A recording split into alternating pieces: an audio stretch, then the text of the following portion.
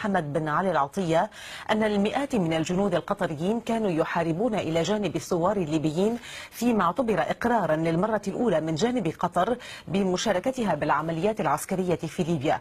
وأكد العطية أن تحالفا دوليا جديدا منبثقا من الحلف الأطلسي يضم 13 دولة وتقوده قطر سيتابع العمليات العسكرية في ليبيا، خصوصا في مجال التدريب والتسليح وجمع السلاح بعد انتهاء المهمة الحالية لحلف الأطلسي في ليبيا. تصريحات رئيس هيئة الأركان القطرية جاءت في مؤتمر لجنة أصدقاء ليبيا الذي عقد في الدوحة، حيث أكد أن التحالف الجديد لن يرسل قوى تعمل على الأرض.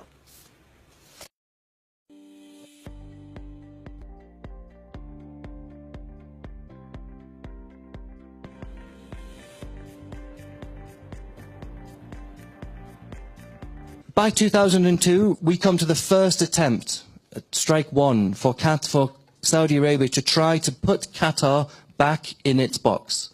Saudi withdraws its ambassador from Doha in 2002.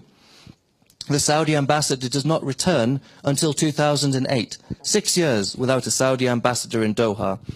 He comes back on an agreement, a modus vivendi. The agreement is basically that Al Jazeera will behave itself, that the Al Jazeera editorial line towards Saudi politics will change. And it did. How did Qatar choose to do what it did during the Arab Spring? Why and how? This is what I'm looking at. So Qatar supports Islamists. And there's reason for that argument. Of course there is.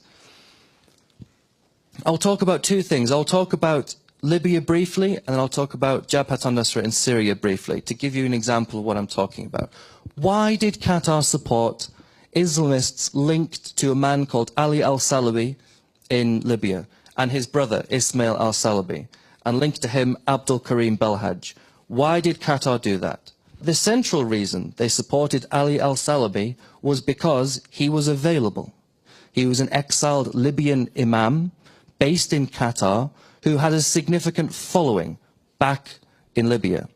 You see him on Al Jazeera talking eloquently about the revolutions, and the next day, he is your man. Jabhat al-Nusra in Syria. Jabhat al-Nusra was an Al-Qaeda, an openly, obviously Al-Qaeda associated group for many years. Qatar seemed to have, interesting, pragmatic, some relationship with Jabhat al-Nusra. We know this because the leader of Jabhat al-Nusra was on Al Jazeera several times, because Qatar was able to procure 64 Fijian peacekeepers, 12 Malula Greek nuns, a couple of American journalists, Lebanese soldiers. They were able to negotiate from their release from Jabhat al-Nusra territory. This is the relationship, I think, that the Qataris had.